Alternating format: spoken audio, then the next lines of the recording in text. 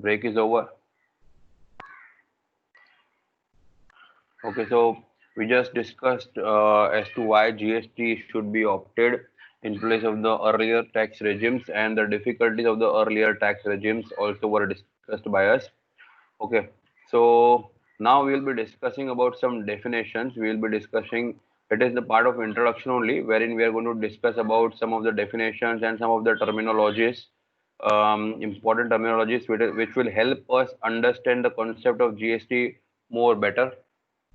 So talking about the definition, under Article 366 of the Constitution, goods and service tax means any tax on supply of goods and services or both, except taxes on the supply of alcoholic liquor for human consumption. So what they have written in the definition is, it is the tax which is applied on any supply of goods or services or both, but except for the supply of alcoholic liquor for human consumption. So you have to be careful and you have to remember this one thing, that alcoholic liquor for human consumption is not yet made subject to GST. Okay, it has been kept outside the purview of GST. It is not taxable under GST. So what does this mean? Does this mean that alcoholic liquor for human consumption is completely tax free? No, it means that alcoholic liquor for human consumption shall be taxed as per the old regime today, even today. So earlier also it was subject to VAT, and now also it shall be subject to VAT. GST is not yet made applicable on it. It has been kept outside the purview of GST, at least for now. In future, we don't know what may happen. It may happen that it might also be considered under GST, or maybe it might not be considered under GST or anything like that. So this was the definition. Now next, features and concept. Okay, so now we'll be talking about features of GST. So this particular topic will help you know and understand GST in a better way, in a more detailed way. So talking about the first feature, it is a tax on consumption. So when we talk about GST, GST is tax on consumption of goods and services. That is, tax is borne by the consumer in the state where the goods and the services are finally consumed. Okay, so the event of GST does not trigger unless and until there is any buying of goods or services. Unless and until there are no buyers, there are no consumption of goods and services, GST will not be executed. GST is applied only when there is consumption of goods and services, and it is the reason why it is called tax on consumption is because the tax is normally borne by the consumer. As the examples given by me also, we've always seen that the manufacturer, the importer, they all transfer the GST burden and they collect it from the final consumer only. So ultimate burden is being bared by the consumer. Another feature of GST is a destination based tax. Now what does this mean? Destination based tax means you have to see the destination of the goods or services where they are being transported or where they have been provided. So the GST will be, the liability of GST will arise at the destination. There is always 2 points. One is the from where the goods are being supplied, and the other where the goods are being supplied. Say for example, if the supplier is from Maharashtra and the buyer is in Gujarat, some other state, then the event of GST or the liability of GST will arise on at the destination. That is, it will arise when the goods reach the state of Gujarat. So the person consuming the goods, or the person who has bought the goods staying in Gujarat, will be liable to tax as per the regulations applicable at Gujarat. Now there is nothing that in Gujarat the liability, the rules or regulation might be different. No, but there are some territories which are considered as a non-taxable territory. Non-taxable territory means if you are consuming any goods or services on such non-taxable territories, then GST will not be applicable on such goods, on such consumption of goods or territories on such territory. So, if, for example, the supplier falls under a taxable territory. Maharashtra is a taxable territory. Under on Maharashtra, at Maharashtra GST is applicable. So the supplier being from a taxable territory, but if the receiver the receiver, the buyer is of is from a non-taxable territory, then in that particular case, GST shall be exempt on consumption of such goods because it is a destination-based tax. And if I give an example of a non-taxable territory, then it would be export transaction. When we make an export, then what happens is sellers are usually from our country only, but the buyers might be from some other country. And as far as GST is concerned, GST is applicable only in India, not outside India. So when you are selling your goods to someone who stays outside India, then that means he is in a non-taxable territory because that territory or that area is not covered under GST. And in that case, GST shall be exempt or GST shall not be applied on such sale because the destination is situated on a non-taxable territory. GST being a destination-based tax is levied where goods and services are consumed. Okay, so GST will be levied when the where the goods and services are consumed and not from where the goods and services are being supplied. You have to remember this. In destination-based tax, zero tax is applicable on exports, as I just explained, and imports are taxed as the tax is applicable on the same rate as on the domestic product. See, in case of exports, what happens is in case of exports, the buyer is in non-taxable territory. For example, if we are exporting it to US, then GST is not applicable in the area of US, right? So obviously the buyer is falling under non-taxable territory, and hence it is exempt. So exports are not taxable. But if you talk about imports, imports means goods are coming from outside India. Say for example, the seller is from US and the buyer is from India, then in that case, destination is India and India is subject to GST, right? The area which will be where the buyer is residing, the destination is a taxable territory. Then in that case, whatever commodities we are importing or whatever things we are buying via import, we will have to pay GST on it. So in short, what the conclusion is that exports are tax free because in that case the buyer is situated in a non-taxable territory and hence he is not subject to GST, as GST being a destination based tax. But imports are not tax free, imports are subject to GST because in that case the buyer are very well inside the taxable territory, okay, where GST is applicable, and hence we will have to pay GST on imports if any. The earlier taxes like excise or service tax were origin based taxes levied on the supplier in the state where the goods services were produced. So the earlier tax system were completely opposite of this GST. GST being a destination based tax, whereas earlier tax regimes like excise or service taxes were origin based taxes. That means the supplier, the event of taxability, the happening of the event of taxability dependent on the location of the supplier, wherein in current tax regime the happening of the taxability depends on the location of the buyer. Earlier, central sales tax accrued to the state where the goods were first sold, not where the goods were finally consumed.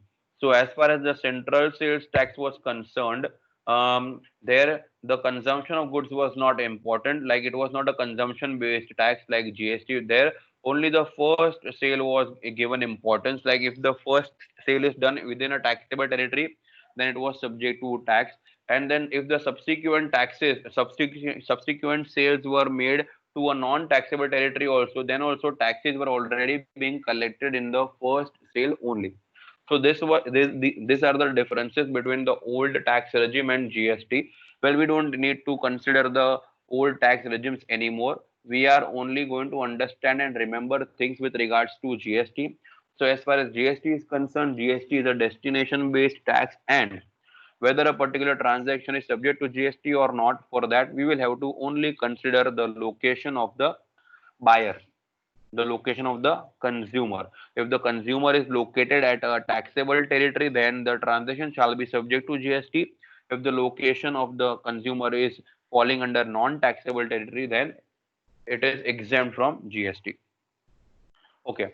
Another feature, third feature is value added tax, that is goods and service tax is in a nature a value added tax, that is a tax that is collected step by step based on the value added at each stage of the production of the or distribution. The businessman pays GST on the price of the product minus the GST previously paid on the goods and services.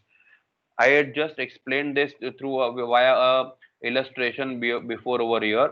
Like if we are selling, if say for example over here, Mr. A, he has okay, he is the seller of mobile phone. He is a manufacturer of mobile phone. He might have manufactured it at 75 rupees. Say for example, his actual cost might be 75 rupees. He wanted to earn a profit of rupees 25 on it, and hence he wants to sell the mobile phone for rupees 100. Okay, now he will apply GST on it before he sells, because he cannot sell it without GST obviously. So he will not be collecting only rupees 100, that is a price comprising of his profit, but also he will be collecting rupees 18 in the name of GST. So then the total price would be 118 rupees. Okay. So now the total price being rupees 118, in which 18 rupees is towards GST and 100 rupees is towards the product. Now it goes to the another seller. Okay. Now he is selling it to the retailer for rupees 118. Now retailer, what he does, he also adds some value to the goods. He also adds his profit. So the mobile phone of rupees 100, he will sell it at rupees 150, because he also wants 50 rupees profit, or maybe he has done some packaging and also things of his own brand. So that has led to increase in the price, and he has added his profit. So now he will be collecting 150 rupees and he will be charging GST on 150, that is 27. But when it comes to payment, when it comes to actual payment to the government, he is not going to pay entire 27 rupees to the government. Only the he will be liable to pay GST only to the extent of value added by him to the government, to the product. Like he had added how much value? He had added only 50 rupees to the product, right? 100 rupees product he had bought, and he is selling it at rupees 150. So whatever value he has added to the product, he has added rupees 50 to the product's value. So only to the extent of this rupees 50 GST liability he will have to pay to the government by that, by this set of process that we had explained, that he has collected 27 rupees, out of which rupees 18 he has already paid over here to the seller, and he will be subtracting it or taking credit of it, and will be paying only rupees 9. Now, if you actually go to calculate, 9 rupees is nothing but 18% of 50 rupees, that the value that he has added to the product. So this is what they are trying to explain over here as one of the feature of GST. That is over here, we collect GST on the value added to the products. Okay, so if you are adding 50 rupees to the product that you have bought it from someone else, then you will have to pay GST on that added value only, because other GST that you have collected will be anyways be subtracted via the credit or via the GST that you already paid. I hope you all are able to understand what I am trying to say. मतलब जो चीज जितने price से हम लोग value बढ़ा रहे हैं गुड्स के, उतने ही प्राइस के ऊपर हमको टैक्स पे करना पड़ता है. 100 रुपए की चीज को अगर हमने 150 का कर दिया, तो जो एक्सेस जो 50 रुपीज हमने बढ़ाया है, वही 50 रुपीज के ऊपर हमको जीएसटी पे करना पड़ता है. हावेवर हम लोग तो पूरा 150 के ऊपर जीएसटी कलेक्ट करते हैं कस्टमर के पास से, बट उसमें से 100 रुपीज वाला जो जीएसटी है वो तो हम ऑलरेडी सेट ऑफ ले लेंगे, क्योंकि हम ऑलरेडी पे कर चुके हैं while we bought that product from someone else. तो इफेक्टिवली जो माइनस करके जो आता है अमाउंट जो हमको पे करना पड़ता है, that is nothing but GST on the value added, that is rupees 50. Another feature is continuous flow of credit. Okay, GST aims to eliminate cascading effect of tax, that is tax on tax in the supply chain between the producer, manufacturer, and the consumer. Something just happened with the connection, I guess. Okay. I hope the note is visible. Okay. Continuous flow of credit we were learning. Here what they are trying to say is that as long as the chain is the passing of credit is never affected, whatever GST is paid by a manufacturer to the from to the seller of raw material, he can get it set off against when he sells it to the retailer. When the retailer, whatever GST the retailer has paid to the manufacturer, he will get it as set off when he collects GST from his final consumer. तो जो भी supply chain में लोग हैं, पहले manufacturer है, फिर retailer है, फिर होलसेलर है, फिर रिटेलर है, फिर कंज्यूमर है, तो सारे एक दूसरे को जब सेल करते हैं तो जीएसटी चार्ज करके ही सेल करते हैं। बट जो भी जीएसटी हमने पहले पे करा हुआ है वो जीएसटी का हमको सेट ऑफ मिलता है while paying off our GST liability. इसको बोल रहे हैं कंटिन्यूस फ्लो ऑफ क्रेडिट। और ऐसा क्यों है? क्योंकि चाहे वो मैन्युफैक्चरर हो, चाहे वो इंपोर्टर हो, चाहे वो रिटेलर हो, हर कोई को जीएसटी ही चार्ज करना है। तो जब टैक्स ही सेम है तो क्रेडिट भी इजीली पास ऑन हो पाएगा। सेकेंडली, वो कोई भी स्टेट से बिलोंग करता हो, जीएसटी पूरे इंडिया में एक ही जीएसटी फॉलो किया जाता है कंसिस्टेंटली, और इसलिए उससे भी कुछ फर्क नहीं पड़ता है कि इंपोर्टर किसी और स्टेट का है, मैन्युफैक्चरर किसी और स्टेट का है, रिटेलर किसी और स्टेट का है, या कंज्यूमर किसी और स्टेट का है। इन सब चीजों से भी कोई फर्क नहीं पड़ता। यही बहुत बड़ा फायदा है जीएसटी का कि पूरे कंट्री में एक ही जीएसटी कंसिस्टेंटली अप्लाई किया जा रहा है, और इसलिए इसके काफी एडवांटेज और फायदे मिल रहे हैं।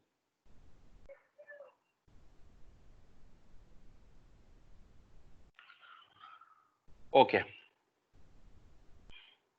coming to the next feature, tax on supply. GST is a tax on supply, not on manufacture or sale. जैसा कि मैंने कहा, हम लोग ने आगे भी डिस्कस किया, जीएसटी क्या है? जीएसटी जो है एक कंजम्पशन बेस्ड टैक्स है। तो जब भी मतलब जीएसटी के ओनली तब ट्रिगर होगा when there is buying of a particular product और a particular service. But then now here what you have to understand is GST is only dependent on supply. Whenever there is supply, there has to be applicability of GST. It is not restricted to manufacturing or it is not restricted to selling.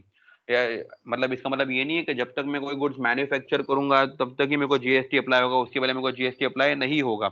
इसका मतलब ये है कि मैं manufacture करूं कि ना करूं, मैं सेल करूं कि ना करूं, अगर मैंने सप्लाई किया है गुड्स का, अगर गुड्स की सप्लाई हो रही है तो मतलब मेरे को जीएसटी उस पर अप्लाई करना ही होगा। What does this mean is, even if there is stock transfer क्या होता है? मतलब एक ही कंपनी के दो डिपार्टमेंट है, अगर एक डिपार्टमेंट ने दूसरे डिपार्टमेंट को कुछ स्टॉक ट्रांसफर किया है तो उस पे भी उसको जीएसटी लगाना पड़ेगा, चाहे वो एक्चुअल सेल है या नहीं है, चाहे वो एक्चुअल मैन्युफैक्चरिंग है या नहीं है, बट सप्लाई तो है। So whenever there is supply, there has to be applicability of GST. अगर ब्रांच ट्रांसफर हो गया, मतलब मैंने अपनी एक ब्रांच से दूसरे ब्रांच में कुछ गुड्स या कुछ प्रोडक्ट्स सेंड किए, तो वहां पर भी उस सप्लाई के ऊपर भी जीएसटी एप्लीकेबल होगा, चाहे वो मैं उसको एज अ सेल बोलूं या ना बोलूं, प्रॉफिट अर्न किया हो या ना किया हो, but still because there is a supply तो जीएसटी एप्लीकेबल होगा। इनफैक्ट अगर मैं किसी को एज अ फ्री सैंपल या एज अ फ्री गिफ्ट भी कुछ चीजें सेल सप्लाई कर रहा हूँ, स्टिल वहां पर जीएसटी की एप्लीकेबिलिटी होगी, because again it is nothing but supply of goods. तो कहने का मतलब ये है कि GST is not just restricted to events like supply और sale, it is applicable as and when there is any transfer. तो अगर जहां पर भी ट्रांसफर है वहां पर जीएसटी की एप्लीकेबिलिटी होने ही वाली है। So these were some of the features और concept with regards to GST, जिसको आई गेस हम लोग समझ चुके हैं, और इससे हम लोग को ये भी समझने में understand better, will be better able to understand what GST is. It is a tax on consumption. So whenever the goods are consumed there has to be GST, goods or services. It is a destination based tax, so whether a particular transaction is taxable or not taxable, it completely depends on the destination where the goods or services have been provided. If the destinations are fall in the taxable territory, it is taxable, otherwise it is not taxable. Third, next is value added tax, that is I just explained via the illustration also, that basically what we do is we charge GST on whatever value we in person add to a particular product. Obviously we collect GST on the complete product, but whatever GST we have already paid we get back as set off. What amount of GST we are made to pay is the only amount of GST on the value that we have added to the product. There is continuous flow of credit because all the components of the supply chain, be it a importer or manufacturer, wholesaler, retailer, they all are subject to common tax regime, that is GST. And it is also irrespective of where they are staying, in which state they come from, because GST is nation based tax. So there is continuous flow of credit without any hampering. And tax on supply, one more thing to be known about is it is tax on supply. So you don't have to wait for a product to be sold, officially sold, to apply GST on it, or some product to be officially manufactured to be apply GST on it. But you just have to keep in mind, whenever there is a supply, be it a stock transfer or a branch transfer or free gifts also, GST is applicable on it.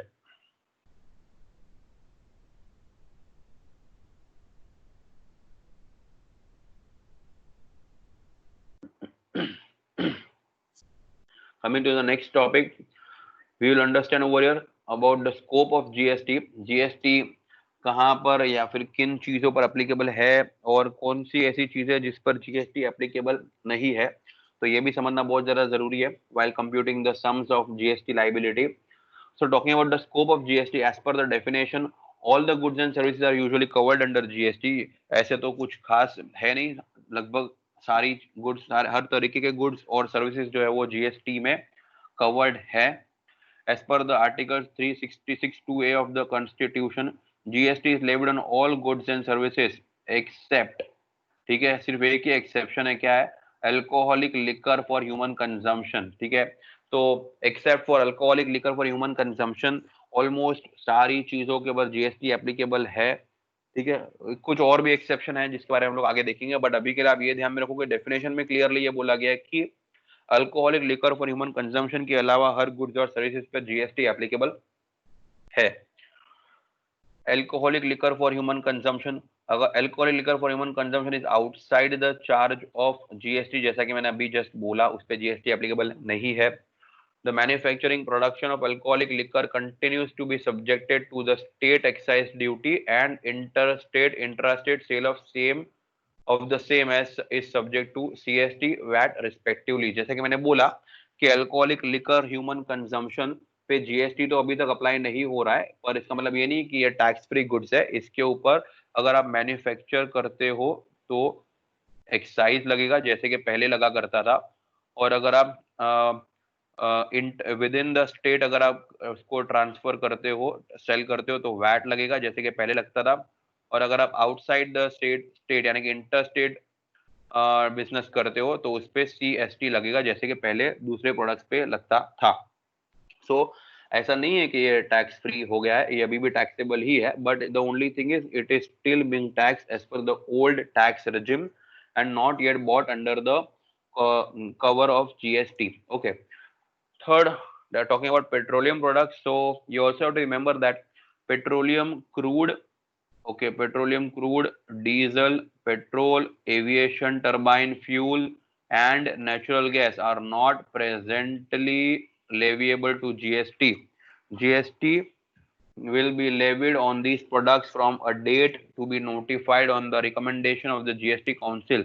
Till such date, central excise duty continues to be levied on manufacture, production, and VAT and stats. So what they're trying to say is, just like how alcoholic liquor for human consumption, we are not applying GST on it.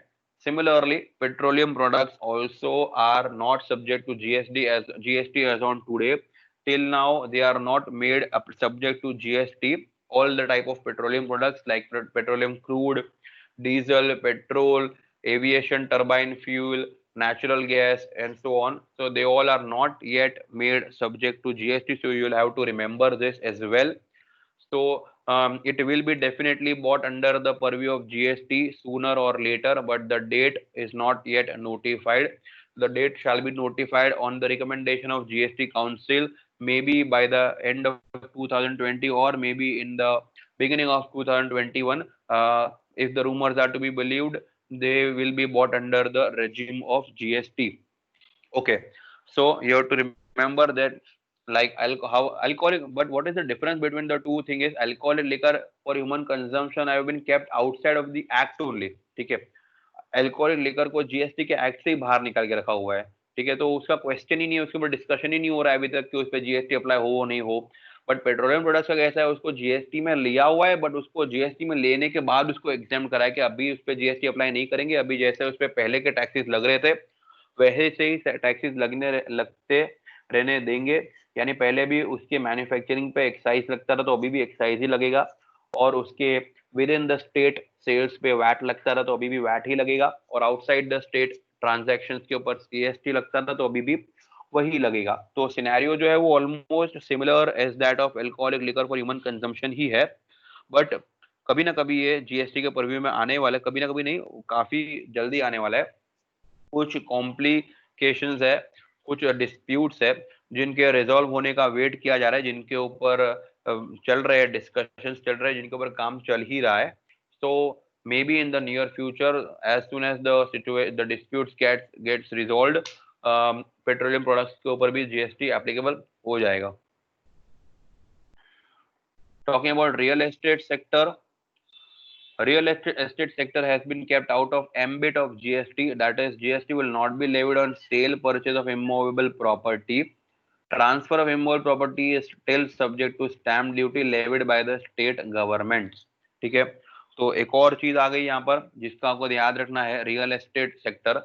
तो real estate sector में अभी भी GST नहीं लगता है, उसके ऊपर अभी भी उसके सेल परचेज के टाइम पर आपको स्टैंप ड्यूटी पे करना पड़ता है। स्टैंप ड्यूटी ये वही चीज है जो अभी रिसेंटली गवर्नमेंट ने रिड्यूस कर दी है, महाराष्ट्र गवर्नमेंट ने, क्योंकि रियल एस्टेट का मार्केट जो है वो काफी स्लो चल रहा है, तो इसलिए उस मार्केट को बूस्ट देने के लिए गवर्नमेंट ने स्टैंप ड्यूटी रेट कम कर दिया है। Okay, so real estate sector के बारे में क्या समझने की चीज है मैं वो पहले आपको समझा देता हूं। As far as real estate is concerned,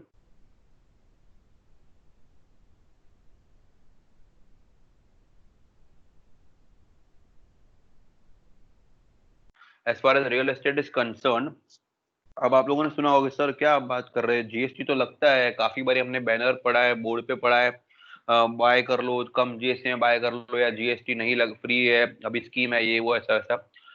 तो देखो कैसा है कि जब एक builder, when a builder comes up with a new construction, जब उसका प्रोजेक्ट तैयार हो जाता है और जब वो अपने प्रोजेक्ट को पहली बार सेल कर रहा होता है ना, जब अपने प्रोजेक्ट को वो अलॉट कर रहा होता है, किसी ने अंडर कंस्ट्रक्शन बुक वगैरह किया होता है, and is when is selling of the project for the very first time, सिर्फ उस टाइम पर जीएसटी एप्लीकेबल है। Okay, only during the first sale of the project, जब बिल्डर अलॉट कर रहा होता है रेसिडेंट्स को वो प्रॉपर्टी तभी। बट उसके बाद से जब आप वो प्रॉपर्टी के ओनर बन जाते हो, उसके बाद सब्सिक्वेंट ट्रांसफर्स जो भी होंगे, यानी कि उसके बाद आपने किसी को सेल किया या फिर किसी और ने किसी आपसे लेकर के बाद में वापस से किसी और को सेल कर दिया, यानी कि जितने भी सब्सिक्वेंट ट्रांसफर्स होंगे, subsequent transfers they are not subject to GST, even being a transaction of sale they are not going to be subject to GST.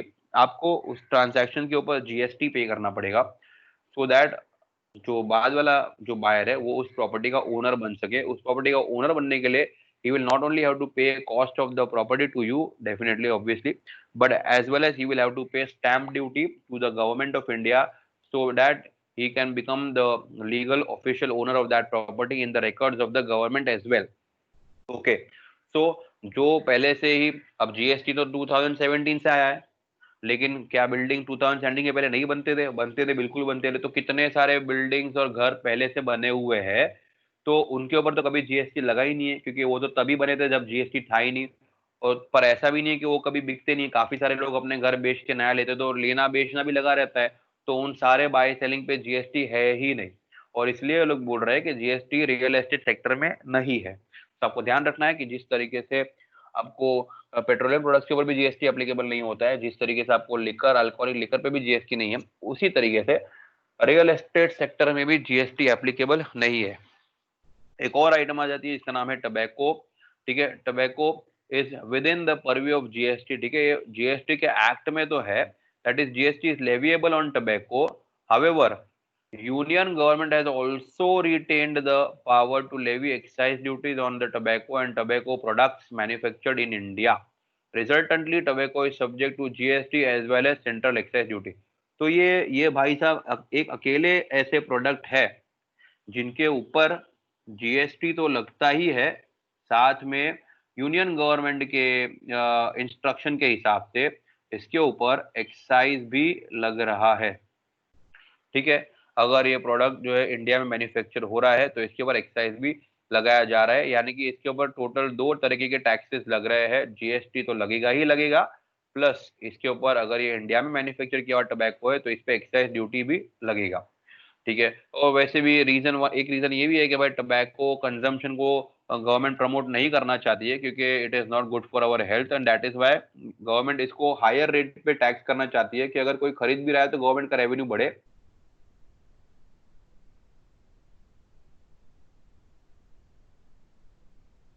So even if you want to still buy, it is available for you all to buy, but at a higher taxes. तो जिनको पता है कि tobacco is not good for health, बावजूद इसके अगर वो tobacco खरीदना चाहता है तो शौक से खरीदे, लेकिन गवर्नमेंट जो है अपने रेवेन्यू का हिस्सा बढ़ा के आपसे बेचेगी, ताकि एटलीस्ट किसी को तो फायदा हो। आप तो टबैको खा के अपना नुकसान कर रहे हैं, तो एटलीस्ट गवर्नमेंट को थोड़ा फायदा हो जाए, वो आपसे दो तरीके के टैक्सेस कलेक्ट कर रही है। तो टबैको के केस में आपको ये ध्यान में रखना है कि जीएसटी भी एप्लीकेबल है और सेंट्रल एक्साइज ड्यूटी भी एप्लीकेबल है if it is manufactured in India. सो एक बारी फिर से स्कोप देख लेते हैं। तो हम लोग ने एक और नई चीज समझ ली और याद रख ली अबाउट जीएसटी। ठीक है, क्या कि जीएसटी का स्कोप क्या है। तो कोई अगर पूछे भाई जीएसटी किस किस पे एप्लीकेबल है, तो बता देना, you have to be clear that usually GST is applicable on all kind of goods and services except for alcoholic liquor for human consumption. ठीक है, alcoholic liquor for human consumption have been kept outside the charge of GST। तो कोई पूछेगा तो क्या इस पे GST नहीं लग रहा है, तो मतलब क्या ये टैक्स फ्री गुड्स है, क्या इस पे कोई टैक्स नहीं है? तो the answer to the question is no, tax तो उस पे लगेगा। सिर्फ फर्क इतना है कि उस पे जीएसटी नहीं लगेगा, जीएसटी के बदले उस पे जो पहले जो टैक्सेस लगते थे वही टैक्सेस इसमें अभी भी कंटिन्यू करे गए हैं, जो कि दूसरे प्रोडक्ट के लिए बंद कर दिए गए, लेकिन अल्कोहल के लिए वो टैक्स अभी भी एप्लीकेबल है।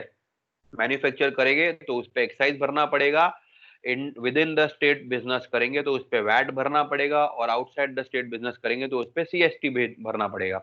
Okay, next is petroleum products. तो petroleum products GST alcoholic liquor की तरह पेट्रोलियम प्रोडक्ट को जो है वो जीएसटी से बाहर नहीं रखा गया है।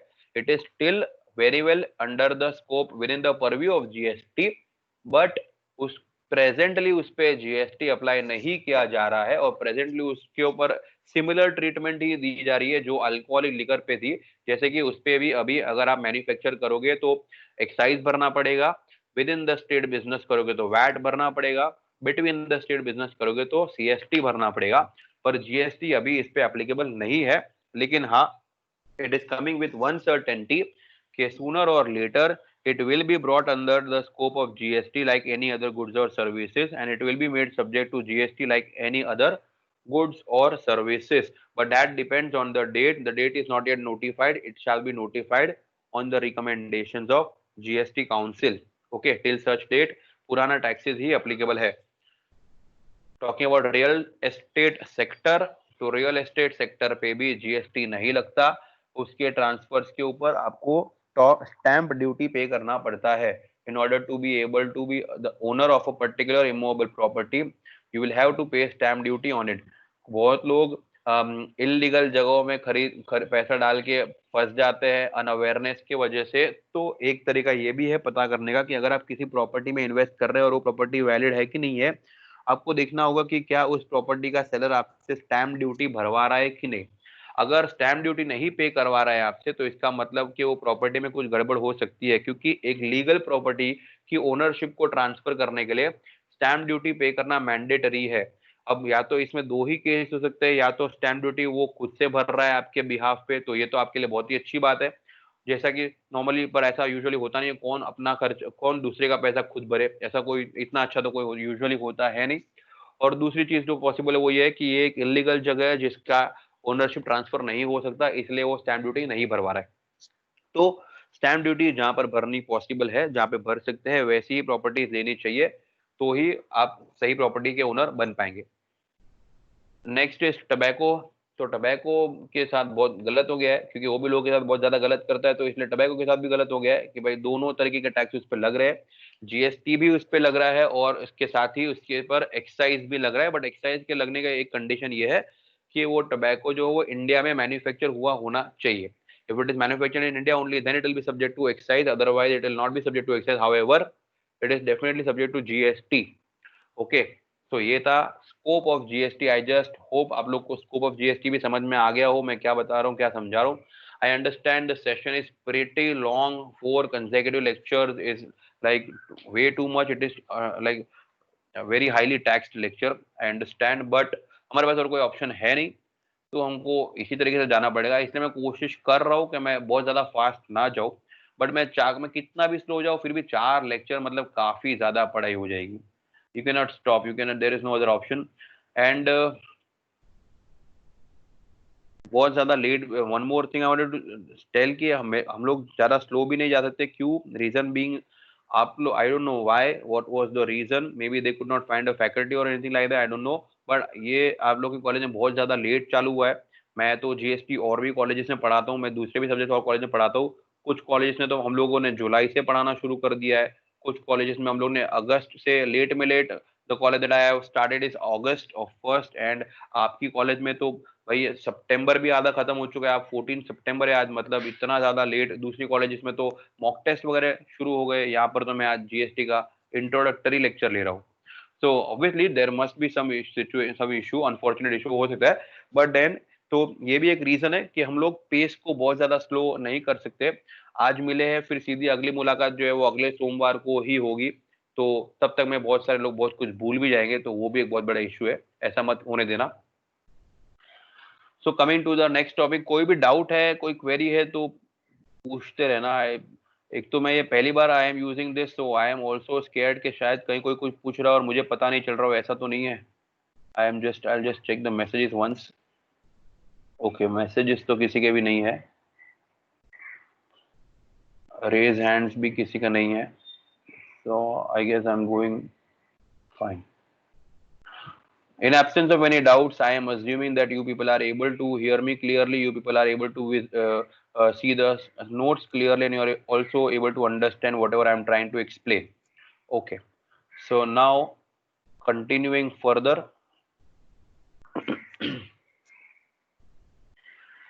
So now we'll be talking about some of the benefits of GST. Okay, इतना कब से हम लोग जीएसटी जीएसटी जीएसटी कर रहे हैं, और आने वाले कुछ टाइम तक यही करने वाले, क्योंकि यही हमारा सब्जेक्ट भी है। So we don't have any choice as such, but then let us also understand about the benefits of GST. Okay, कि क्या क्या फायदे हैं जीएसटी के, हमने जीएसटी चूज किया तो उससे क्या फायदे हैं। So first benefit of, one of the benefit of GST is common national market. जैसे कि मैं बता रहा हूँ कि जीएसटी जो है वो नेशन वाइड एप्लीकेबल टैक्स है, ठीक है। तो आप इंडिया में हो तो आप इंडिया के किसी भी स्टेट में हो, कोई भी कॉर्नर पे हो, कोई भी कोने में हो, जीएसटी आपको मिलेगा वहां पर, और वो भी एग्जैक्टली exactly वैसा ही जैसा किसी और स्टेट में मिलता है, यानी कि लॉ में भी कंसिस्टेंसी मिलेगी आपको। ओके, अच्छा, one more unique thing about GST is, इससे पहले पहले तक कोई भी तरीके का रूल आता था, कोई भी तरीके का लॉ आता था ना, तो वो आता था पूरे इंडिया के लिए भी, अगर कोई आता था ना, तो भी वहां पे क्लियरली ऐसा बोलता था कि it is applicable throughout the country, whole of India, except, ऐसा आता था वो, except Jammu and Kashmir. Okay, even service tax की बात करें तो आप सर्विस टैक्स का भी, अगर आप गूगल पे जाकर डेफिनेशन पढ़ेंगे, जो कि अभी तो है, it is no more in existence, अब सर्विस टैक्स हमारे बीच नहीं रहे, निकाल बंद कर दिए गए, उसको जीएसटी से रिप्लेस कर दिया गया। बट जब उसका वो था भी, उसका डेफिनेशन भी अगर आप पढ़ेंगे तो क्लियरली वहां पे भी लिखा हुआ है कि service tax is applicable in the whole of India except Jammu and Kashmir. और सिर्फ सर्विस टैक्स ही नहीं, ऐसे बहुत सारे एक्ट्स और लॉज थे जो बनते थे पूरे इंडिया के लिए, लेकिन जम्मू एंड कश्मीर को उसमें से एक्सक्लूड कर दिया जाता था। जम्मू एंड कश्मीर को हमेशा से अलग रखा जाता था, उसके पीछे बहुत बड़े बड़े रीजंस भी थे। हावेवर अब वो नहीं होने वाला है, क्योंकि अब तो आपको पता ही है कि जम्मू एंड कश्मीर का भी वो अपना एक यूनियन टेरिटरी बना के उसको सब धारा निकाल दी गई है। तो नाउ ऐसा कोई इशू नहीं है, अब now it is a proper part of India like any other state, which is a very very good thing. Okay, so but जब जीएसटी आया ना, जो जीएसटी 2017 में आया था, ठीक है, तो वो टाइम पे जम्मू एंड कश्मीर के साथ जो अभी हुआ है वो नहीं हुआ था, लेकिन फिर भी जीएसटी जब आया था तो जीएसटी पूरी तरीके से क्लियर कट होके आया था कि भाई it will be applicable in the whole of country, यानी कि हर जगह पे, चाहे वो जम्मू एंड कश्मीर हो या चाहे कोई और स्टेट हो, जीएसटी उस पे एप्लीकेबल रहेगा ही रहेगा, उस स्टेट में जीएसटी अप्लाई होगा ही होगा। ओके, सो ये एक बहुत बड़ा बेनिफिट है, that is common national tax. Hold on, there is some technical issue.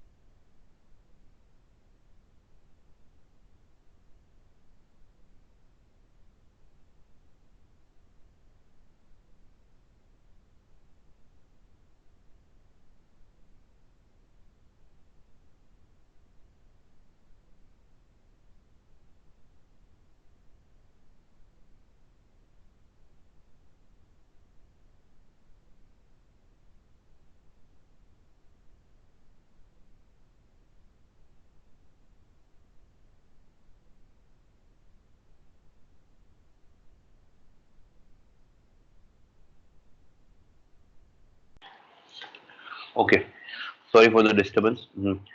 So, benefit, we were talking about benefits. First benefit was common national market. Okay, as per the statement of objects and reasons appended, the object of GST is to have common national market and avoid cascading effect on the taxes. Okay, GST aims to make India a common market with common tax rates and procedure. So everywhere throughout the country, the rates of GST are also common between the states, and the procedure of filing GST return is also common. So there is no such there are no differences between the with regards to GST rates or with regards to procedure or anything like that. However, there are some exceptions.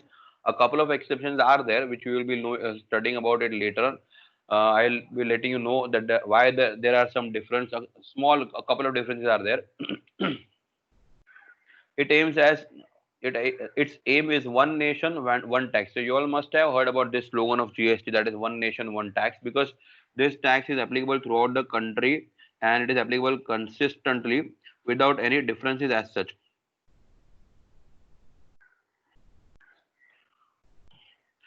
This will remove the economic barriers, thus clearing the way for an integrated economy at the national level. Okay, benefits for all business.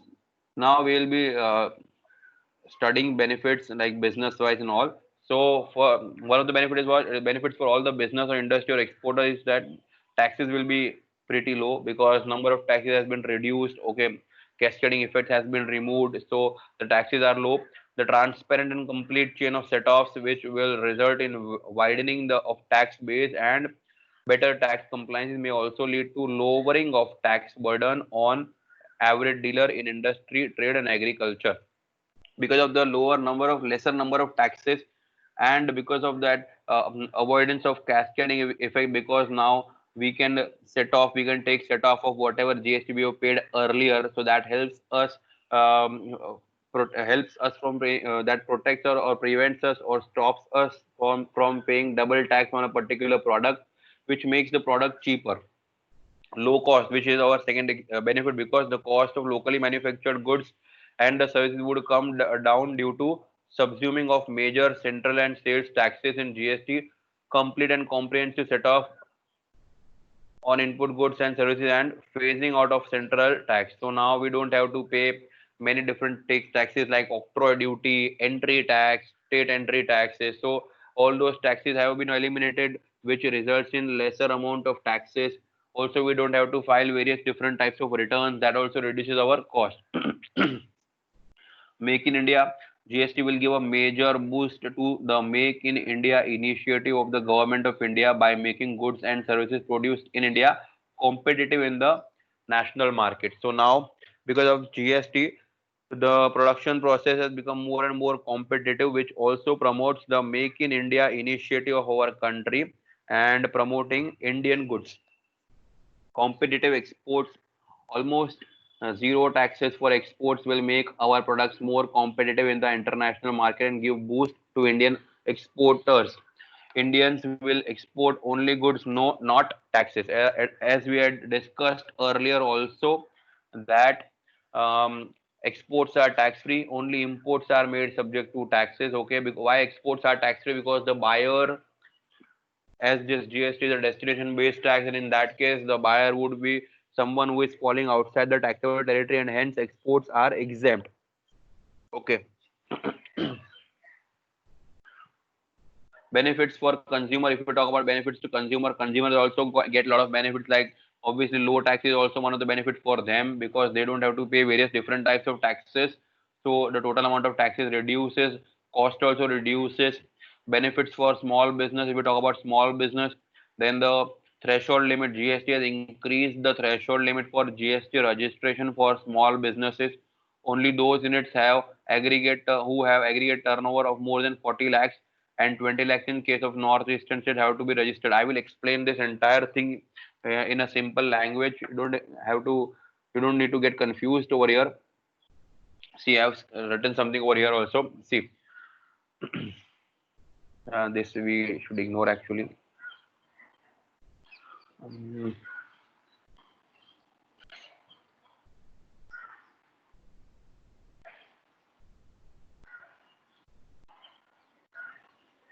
Okay, so we were talking about this threshold limit, which I'll be explaining over here.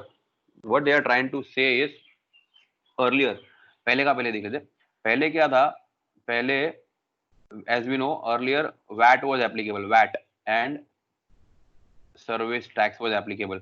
If you are dealing in goods then आपको VAT में registration करना पड़ता था. अगर आप service में deal करते थे तो आपको अगर आप सर्विस में डील करते थे तो आपको सर्विस टैक्स में रजिस्टर करना पड़ता था. एक यूनिक सर्विस टैक्स नंबर लेना पड़ता था या फिर एक यूनिक वैट नंबर लेना पड़ता था, depending on the nature of business you are involve in. Okay, फिर ये अब कुछ सवाल आता था कि सर ये वैट में कब रजिस्टर करना पड़ता था, कब कंपलसरी होता था to be able to register under VAT. तो भाई जिसका turnover, if you are dealing in goods ना, गुड्स और services whatever the case में भी, अगर आपका टर्नओवर 10 मोर देन 10 लाख होता था तो उस केस में आपको वैट में रजिस्टर करना पड़ जाता था. अगर आप सर्विस इंडस्ट्री में है और आपका टोटल सर्विस का रिसीट्स यानी कि टोटल सर्विस का टर्नओवर भी अगर 10 लाख से ऊपर होता था तो आपको सर्विस टैक्स में रजिस्टर कर लेना पड़ता था. मतलब the moment you are registered under VAT और अंडर सर्विस टैक्स, उसका मतलब उसके बाद क्या होता है, फिर आपको जो भी आप काम करेंगे, जो भी बिजनेस करेंगे, जो भी बिल वगैरह आप रेस करेंगे, उसमें आपको वैट लगा के आपको चार्ज करना पड़ेगा या सर्विस टैक्स आपको अप्लाई करके आपको बिल बनाना पड़ेगा. आपको वो सारे बिल्स वगैरह भी संभाल के रखने पड़ेंगे और आपको टाइम टाइम पे वैट के और सर्विस टैक्स के रिटर्न्स फाइल करने पड़ेंगे और वैट और सर्विस टैक्स की लाइबिलिटीज भी पे करनी पड़ेगी इफ एनी. ये कब होगा, जब आप वैट और सर्विस टैक्स में रजिस्टर कर चुके हो तो. और तब के टाइम पे ये लिमिट बहुत कम थी, 10-10 लाख. यानी कि अगर आपका पर एनम टर्नओवर 10 लाख को क्रॉस कर जाता है तो you will had to you are suppose to have mandatorily registered under VAT और service tax depending on either you are dealing in goods और सर्विसेज. ये पहले का सिनेरियो था.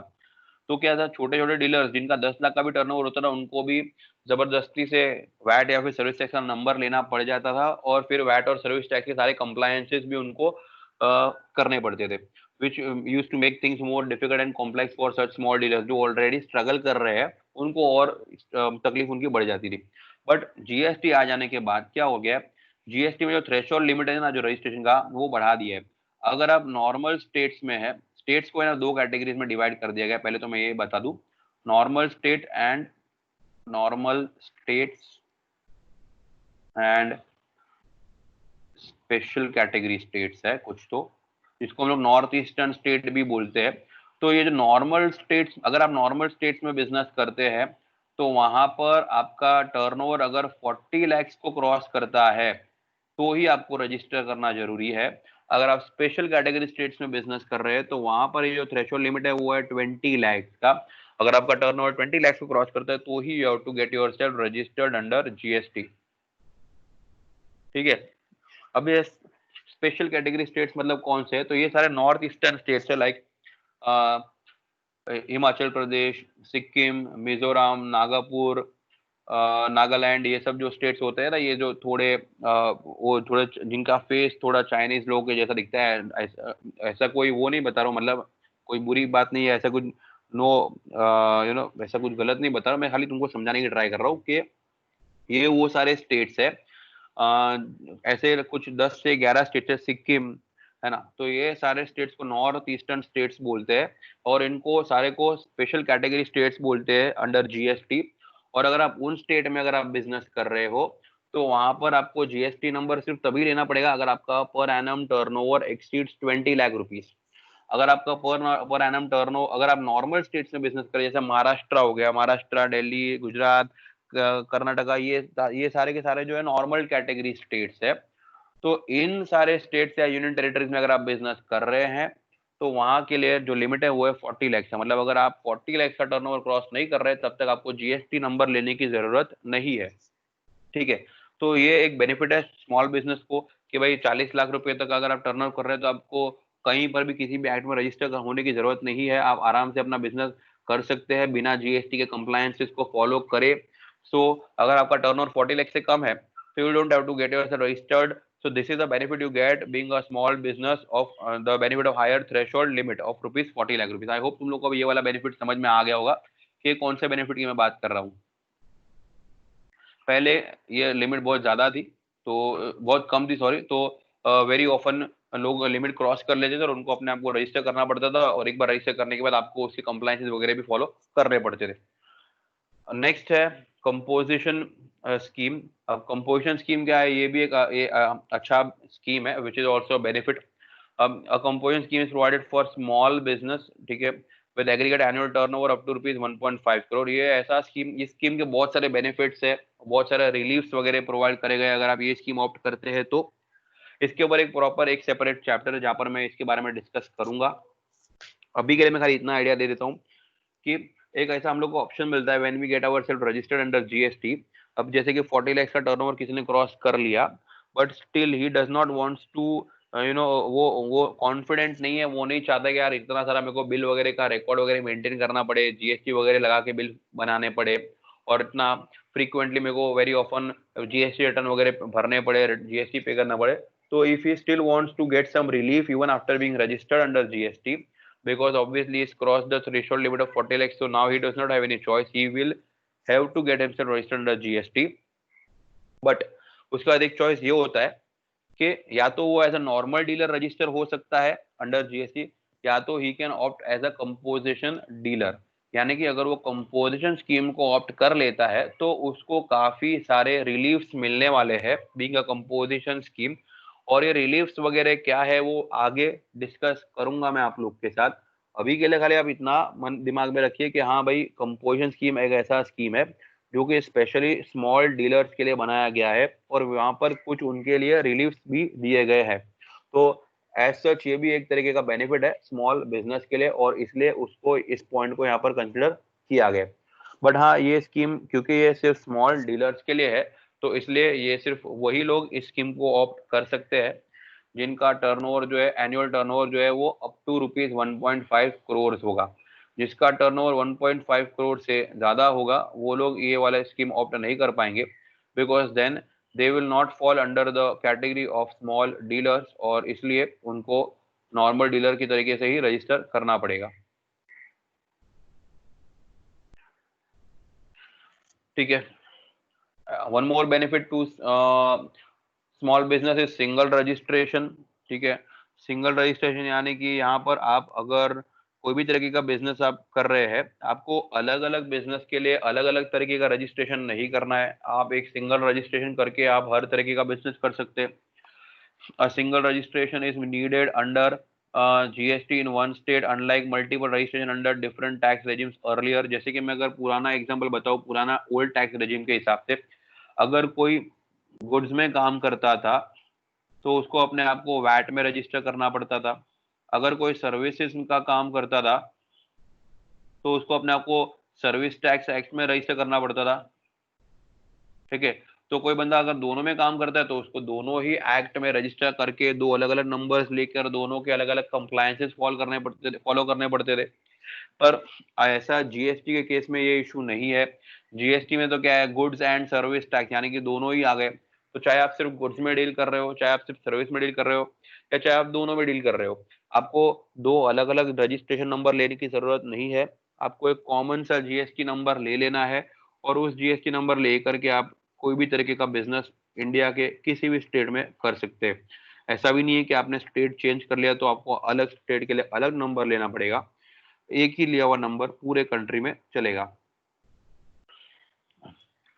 ठीक है, अगला पॉइंट है ease of doing business, simple and uniform taxes. क्योंकि जैसा कि मैंने बताया कि सिंपल एक ही नाम से टैक्स लगता है और टैक्स का रेट भी यूनिफॉर्म है, तो फिर इसलिए उसमें भी कोई ज्यादा कॉम्प्लिकेशन नहीं है कि भाई अगर एक पर्टिकुलर मैं कमोडिटी में मैं डील कर रहा हूँ तो उसका रेट जो हर जगह पे सेम ही होने वाला है, तो कोई भी डिफरेंस नहीं है।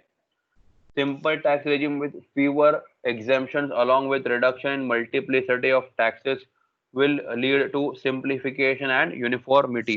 छोटे मोटे सारे टैक्सेस निकल गए, एक ही कॉमन टाइप का टैक्स लग रहा है और उसका रेट भी कंसिस्टेंट है, which leads to simplification and uniformity। Lower record keeping cost, क्योंकि जीएसटी है तो काफी सारे दूसरे आपको रिकॉर्ड्स मेंटेन करने की जरूरत नहीं है, सिर्फ जीएसटी के रिगार्डिंग आप रिकॉर्ड्स मेंटेन करिए, आपका काम हो जाएगा, किसी और को आप आंसर देने के लिए लायबल नहीं है।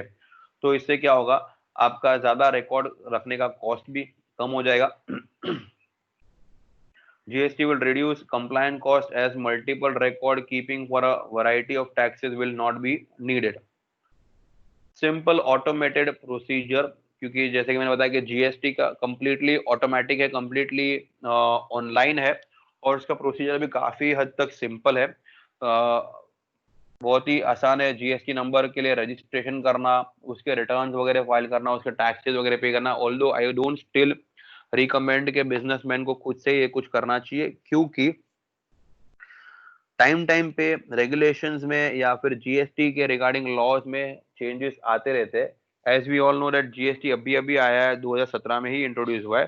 तो क्या है कि जैसे अभी भी उसमें काफी सारे चेंजेस रिकमेंड किए जा रहे हैं, और जरूरतें फील करने पर काफी सारे चेंजेस उसमें किए जा रहे हैं, क्योंकि एक नया एक्ट जब आता है तो उसको सेटल होने के लिए, उसको कंसिस्टेंट होने के लिए थोड़ा टाइम लगता ही है। सो हमने जो आज चीजें सीखी जीएसटी के बारे में कि ऐसा रिटर्न फाइल करना है, वैसा जरूरी नहीं है कि वही प्रोसेस कल भी फॉलो करेंगे, हो सकता है कल थोड़ा चेंजेस आ गए हो। तो बीइंग अ बिजनेसमैन और being a service provider, you might not be updated with the latest GST updates, और आप गलत रिटर्न फाइल ना कर दो, इसलिए ऐसा रिकमेंडेड नहीं है कि आपको खुद को ये कुछ करना चाहिए।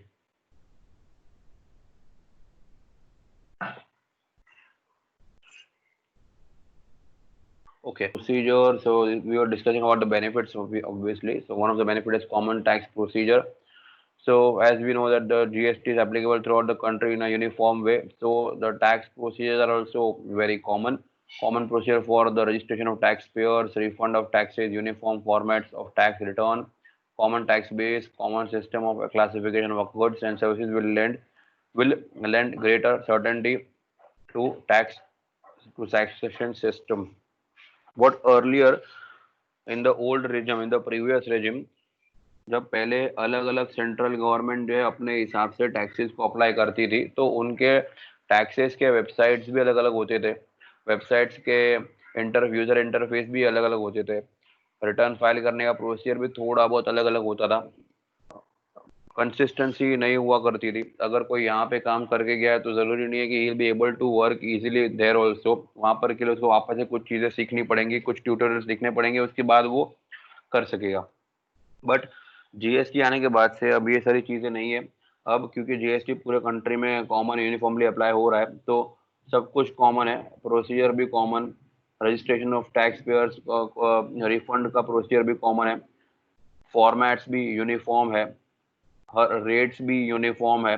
और इसलिए अगर आपने कहीं पर भी काम क्यों ना किया हो, आप कहीं और भी जाके आप जीएसटी का काम कर सकते हैं। Low tax compliances, the compliance cost will reduce due to the uniformity in tax rates and procedure across the country. Economic growth, there is also benefits with regard to economic growth, exports, manufacturers, employment, GDP. GST will definitely boost export, as exports are being made tax free now, and thus making our product export oriented and competitive in export market as well.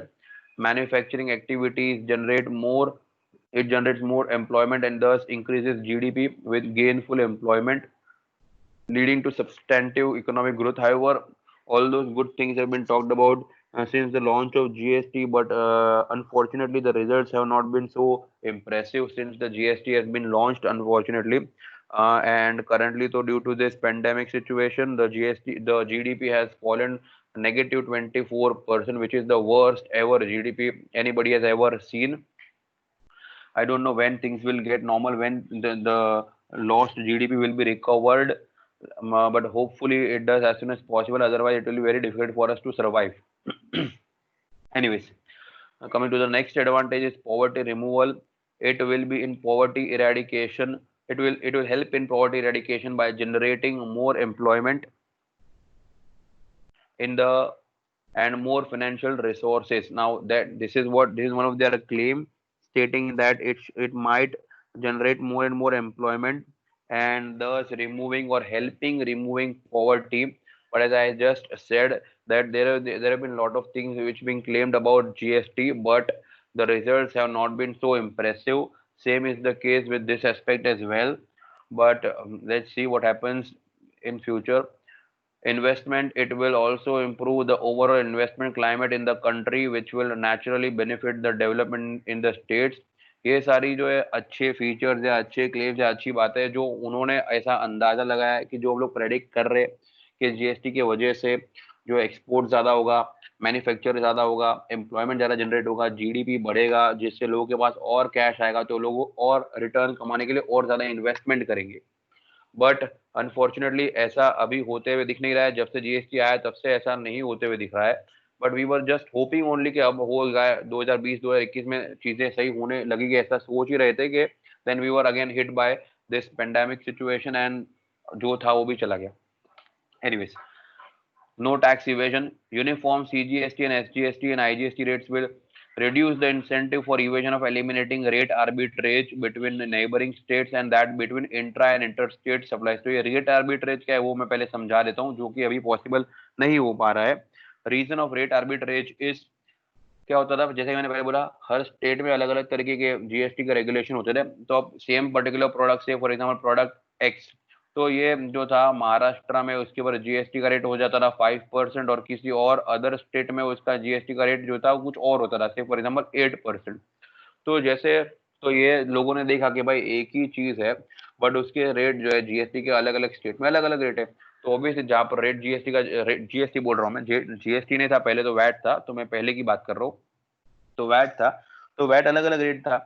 तो जो businessman थे वो लोग देखते रहे कि यहाँ पे गैप है रेट का, रेट 3% का गैप है और इसलिए यहाँ पर क्या है, चीजें महंगी मिल रही है और महाराष्ट्र में चीजें सस्ती मिल रही है।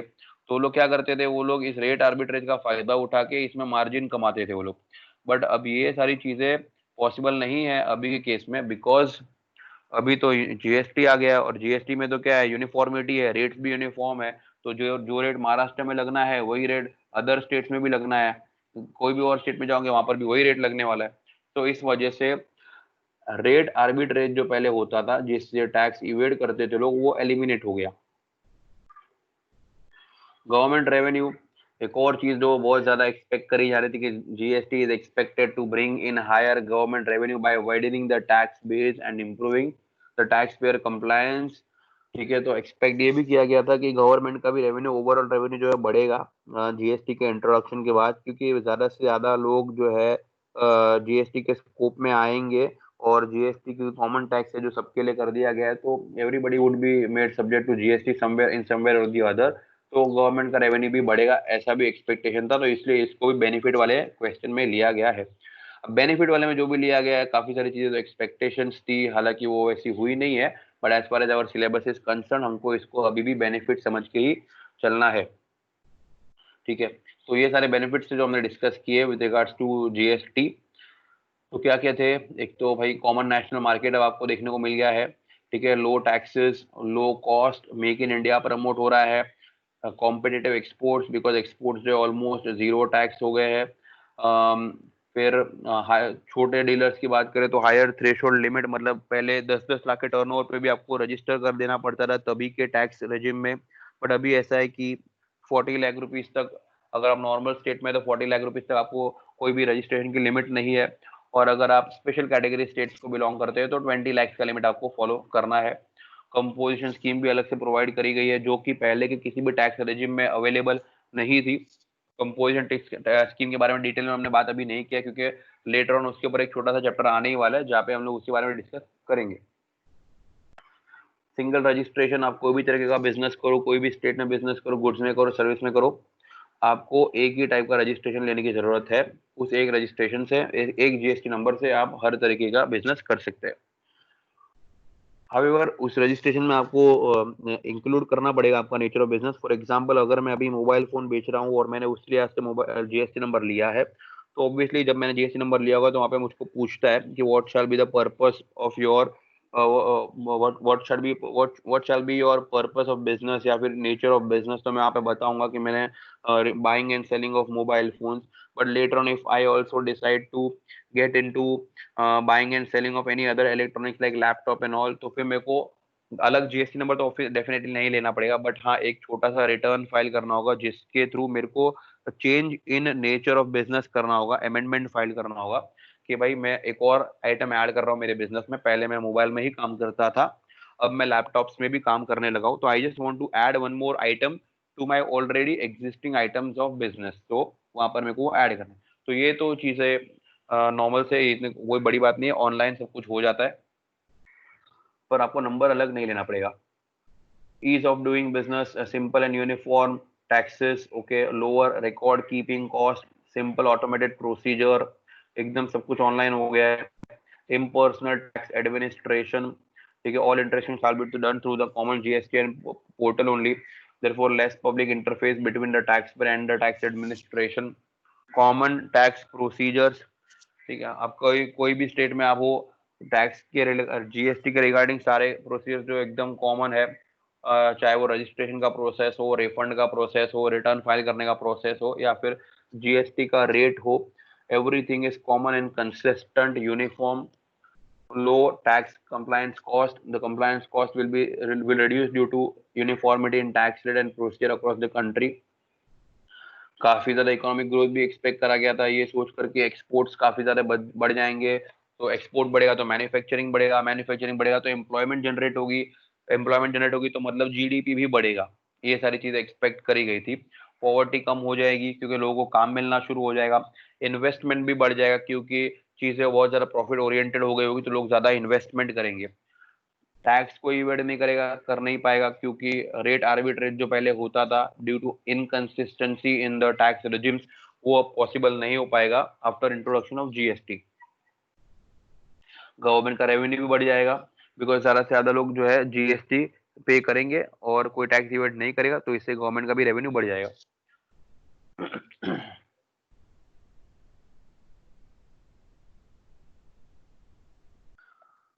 ओके आज के लिए ये लास्ट टेबल है जो मेरे को एक्सप्लेन कर देना, छोटा सा टेबल है, इसमें ज़्यादा टाइम नहीं लगेगा, हार्डली 5 to 10 मिनट्स लगेंगे। उसके बाद अटेंडेंस वाला प्रोसीजर कर लेंगे, उससे मेरे को एक मैम को कॉल करना है ओनली फॉर टुडे, उसके बाद से जरूरत नहीं पड़ेगा अटेंडेंस के लिए। Anyways, so as per the amendment क्या है, ये जीएसटी लॉ जब लाया है तो इसके अंदर एक लॉ नहीं है, 3-4 अलग अलग लॉ आए हैं, और वो लॉ का पर्पज क्या है वो देख लेना था खाली यहाँ पर।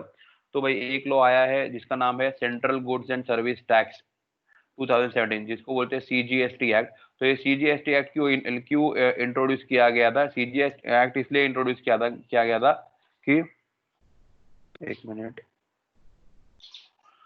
so that we can levy or collect CGST on intra state और यूनियन टेरिटरी सप्लाई। इंट्रा यानी क्या होता है? With in the state, with in the state यानी कि स्टेट के अंदर अंदर अगर हम लोग काम कर रहे हैं तो वहां पर सीजीएसटी और एसजीएसटी लगता है, और इसलिए एसजीएसटी जो है state goods and service tax act, उसमें भी वही लिखा हुआ है कि it is introduce to levy and collect SGST on intra state supplies. यानी कि जब आप within the state business करते हैं तो आप सीजीएसटी और एसजीएसटी अप्लाई करते हैं। कैसे अप्लाई करते हैं, किस तरीके से अप्लाई करते हैं, वो हम लोग अगले लेक्चर में देखेंगे। इन द नेक्स्ट लेक्चर में आपको एक बिल वगैरह भी दिखाऊंगा, कैसे जीएसटी उसमें लगता है, everything I will be showing, ठीक है। और मेरे लेक्चर में तो ऐसा है कि काफी सारे प्रैक्टिकल एग्जांपल्स और चीजें भी मैं बता सकता हूँ, क्योंकि I myself run a CA firm, I myself file GST returns of my clients, तो मेरे पास एक्चुअल लाइव डॉक्यूमेंट्स होते हैं जो भी मैं आपको दिखाऊंगा ड्यूरिंग माई लेक्चर्स, जो आपको समझने में आसानी होगी।